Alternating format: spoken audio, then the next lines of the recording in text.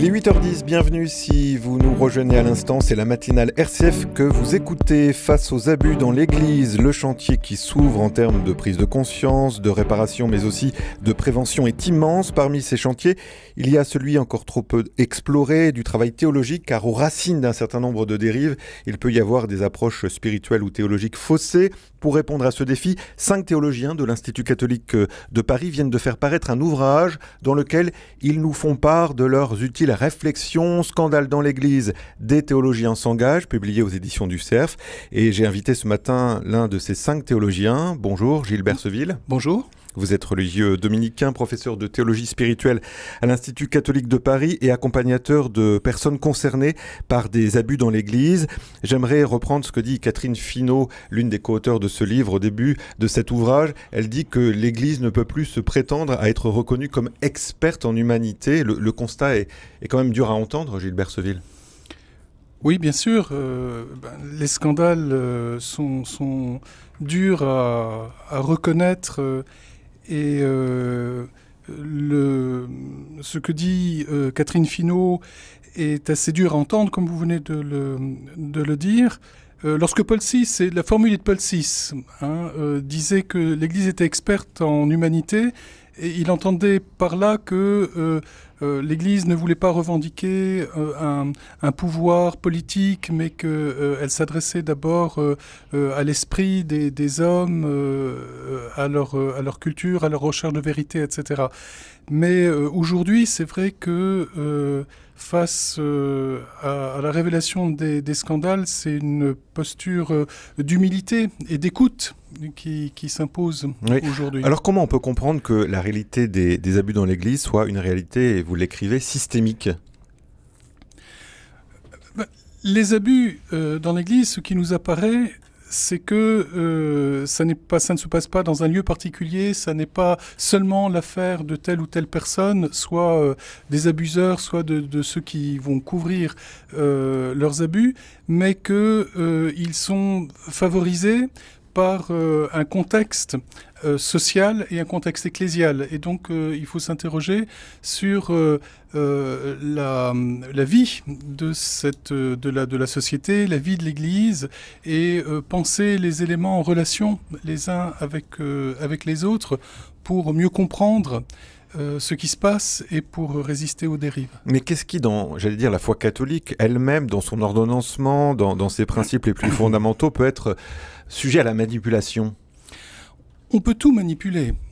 Et vous connaissez sans doute la formule selon laquelle on dit que la corruption du meilleur, c'est ce qu'il y a de pire. Donc, lorsque on dit dans le livre, et c'est moi-même qui utilise cette expression, que la foi pouvait être, la foi catholique, dans ce qu'elle a de plus authentique, pouvait être manipulée. Il ne s'agit pas de remettre en cause la foi elle-même, mais de se rendre compte qu'on peut se saisir de certaines vérités, surtout en les isolant, et manipuler les personnes, abuser de son pouvoir à partir de tel ou tel aspect authentique de la foi chrétienne. Alors, vous listez un certain nombre de ces principes authentiques. Il y a notamment la question de l'unité de l'Église, la sainteté. Pourquoi avoir choisi ces principes-là ? Peut-être illustrez-nous par un exemple en quoi, finalement, par exemple, l'unité de l'Église peut être source d'abus si c'est mal compris. Oui, alors je n'ai pas prétendu tout dire, mais je suis parti du texte qui est l'expression la plus autorisée de la foi catholique aujourd'hui, c'est-à-dire les actes du Concile Vatican II. Et j'ai relevé un certain nombre d'affirmations récurrentes, importantes dans le Concile, dont celle de l'unité de l'Église. L'unité de l'Église, c'est une vérité de foi à laquelle nous sommes, nous, catholiques, profondément attachés et qui s'exprime symboliquement de façon très, très forte dans le contexte de l'Église catholique. Et elle a cette conséquence, cette conviction, et la manière dont nous la symbolisons, dont nous l'exprimons, que lorsqu'une personne subit un abus, elle a le sentiment que c'est non seulement le ministre qui a pu abuser d'elle ou l'agent pastoral qui a pu abuser d'elle, mais toute l'Église qui s'est liguée contre elle. et elle aura d'autant plus de mal à sortir de sa situation que chaque fois qu'elle retrouvera une réalité d'église, elle revivra ce qu'elle a vécu dans le contexte de l'abus. Alors c'est un exemple. Mais pour revenir quand même, j'allais dire, à la manipulation théologique en tant que telle sur cet exemple de l'unité de l'Église, quel est le problème là finalement? C'est-à-dire qu'il y a une vision, j'allais dire, uniforme de l'unité?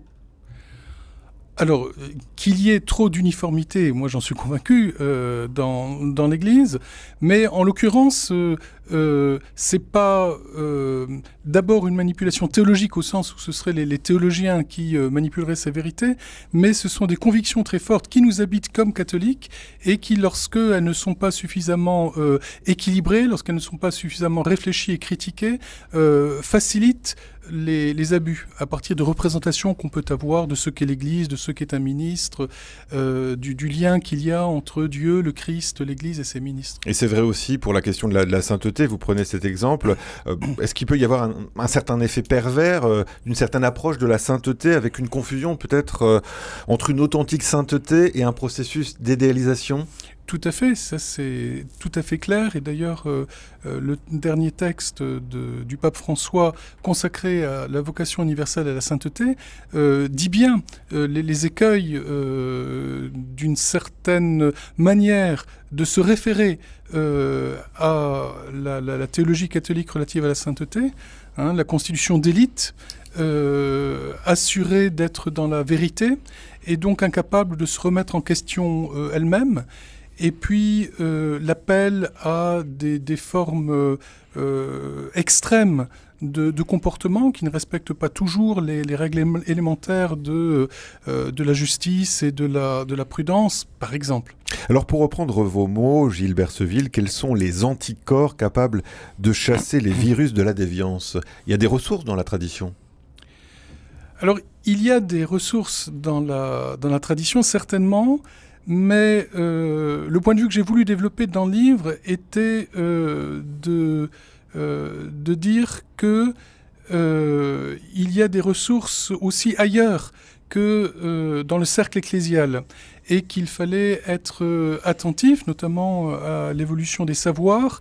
Je pense à ce que nous apprend aujourd'hui la psychologie, la victimologie, la sociologie, et en étant attentif donc à cette évolution des savoirs, s'en instruire pour pouvoir rectifier ce qui doit être rectifié, améliorer ce qui peut être amélioré. C'est là que la formule Église experte en humanité ne doit pas nous empêcher d'être à l'écoute de ce que la culture, oui, les savoirs peuvent nous apprendre. Mais ça fait des années que les sciences humaines sont nées et il y a eu des essais de dialogue entre théologie et sciences humaines, psychanalyse, notamment sociologie dans les années 70. Pourquoi l'Église n'a pas été suffisamment attentive à l'apport des sciences humaines à cette époque-là ? Bon, je pense que l'Église, elle évolue souvent très, très lentement. De l'Église, on attend qu'elle transmette la parole de Dieu. Ça en fait une institution très conservatrice, souvent. Et aussi, l'histoire nous apprend que l'Église a souvent été en conflit avec la société, avec les pouvoirs politiques, soucieuse de protéger ce qui peut être menacé dans la révélation, ce qui peut menacer sa propre liberté. Tout ça explique qu'on ait parfois du mal à accueillir avec discernement, bien sûr, ce que la culture d'aujourd'hui peut nous apprendre. Alors comment réinitier finalement ce dialogue entre théologiens et puis artisans des sciences humaines, comme les sociologues, les psychanalystes, et quels seraient les impacts dans la manière de comprendre, par exemple, la question de l'autorité ou des ministères dans l'Église ? Je pense que ce dialogue dont vous parlez, il est déjà engagé. Ce que l'on pointe plutôt, c'est la difficulté qu'il y a de passer au dialogue, à la vie concrète de l'Église. Là, ça n'est pas simplement les théologiens, heureusement d'ailleurs, qui font la loi dans l'Église, mais on peut espérer des formes gouvernement de l'Église qui soit plus synodal, ce que espère le pape François lui-même, c'est-à-dire qu'il mette en œuvre davantage la collégialité au niveau épiscopal et puis au niveau de tout le peuple de Dieu, que chacun puisse, avec l'expertise qui est la sienne, notamment celle des laïcs, apporter ce qu'il faut pour que l'évangile soit annoncé. Donc il faut revoir par exemple la question des ministères, tout en étant bien sûr ancré dans la tradition de l'Église, à l'aune de cette question de la synodalité. C'est ce que nous apprend le pape François, notamment à travers son exhortation post-synodale qui vient d'être publiée. Oui, alors synodalité, c'est donc que tous doivent contribuer au discernement nécessaire, aux transformations nécessaires, et qu'on doit avoir une conception, un fonctionnement moins pyramidal de l'Église aujourd'hui. Il faut réapprendre aussi, écrivez-vous, le discernement, sans réserver celui-ci au seul clerc. Alors, comment apprendre le discernement quand on est, j'allais dire, un baptisé ordinaire ? Alors là, je crois que c'est quelque chose de très essentiel. Je pense qu'il faut nous rappeler, nous catholiques, que Dieu est présent au cœur de chacun, et d'abord dans sa propre conscience, et que chacun doit exercer, a la responsabilité d'exercer un discernement pour vivre sa vie chrétienne dans le monde d'aujourd'hui.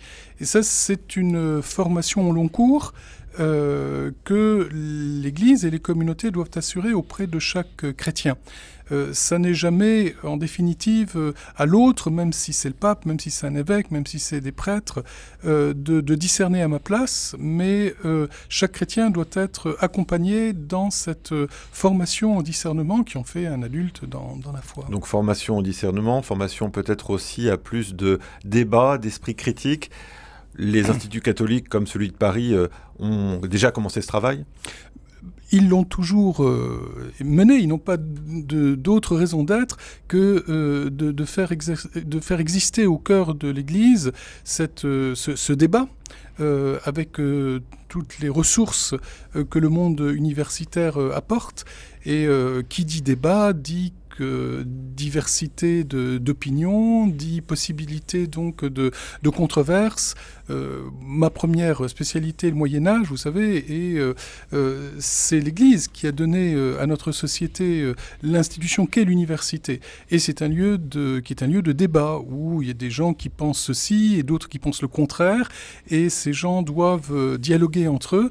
Or, je pense qu'aujourd'hui, dans l'Église, on en est souvent très loin. On n'a pas la culture du conflit dans l'Église. Il faut réapprendre cette culture, non pas pour être dans une opposition, mais pour traverser ce conflit. Oui, alors je ne parlerai pas de culture du conflit, parce que être en bataille les uns contre les autres, malheureusement, je pense que c'est trop souvent le cas, mais on doit avoir la culture du débat. On doit avoir la culture donc d'abord de l'écoute mutuelle, et lorsqu'on est clair, c'est mon cas, écouter ce que les chrétiens vivent, leur expérience, ce qu'ils ont à partager.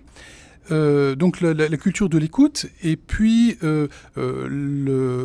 la capacité à s'ouvrir aux raisons de l'autre, et à se déplacer en conséquence. Oui. Alors j'aimerais, pour terminer cet entretien, citer à nouveau cet ouvrage, Scandale dans l'Église, des théologiens s'engagent, et vous écrivez ceci, Gilbert Seville: la foi ne se purifiera comme elle a toujours été appelée à le faire, qu'en portant les marques de la croix. Qu'est-ce que vous voulez signifier par là ? Je pense que nous devons d'abord être là où le Christ veut que nous soyons, c'est-à-dire auprès des gens qui souffrent, qui vivent dans leur chair la passion, et que c'est en ce lieu-là que nous serons le plus à même d'avoir, je dirais, une parole qui soit une parole juste. Alors que si ce que nous le faisons d'abord pour donner une image avantageuse de nous-mêmes au monde, alors tous les risques de dérive sont à craindre. Et j'imagine que de toute façon, les victimes ne s'y trompent pas. Et vous qui accompagnez des personnes victimes d'abus, il faut que vous ayez aussi une parole juste. Oui, je crois que ce qui est insupportable souvent pour les victimes, ça n'est pas les limites, les défaillances de l'institution de telle ou telle personne, mais c'est cette prétention d'être toujours parfait, de faire ce qu'il faut, de dire que maintenant la page est tournée, que nous avons compris que nous n'avons plus rien à apprendre. Alors ça, les victimes ne peuvent pas le supporter, effectivement. Merci beaucoup Gilles Berseville d'être venu ce matin dans la matinale, d'avoir été notre invité de la rédaction autour de ce livre « Scandale dans l'Église ». Des théologiens s'engagent, donc je rappelle, ce sont 5 théologiens de l'Institut catholique de Paris dont vous êtes, qui ont signé ce livre, Catherine Finot, vous-même donc, Gilles Drouin, Luc Forestier et Éric Vincent. Alors Éric Vincent, on peut le préciser, il n'est pas enseignant à l'Institut catholique de Paris, lui, il est vicaire général du diocèse de Bourges. Merci beaucoup Gilles Berseville. Merci à vous.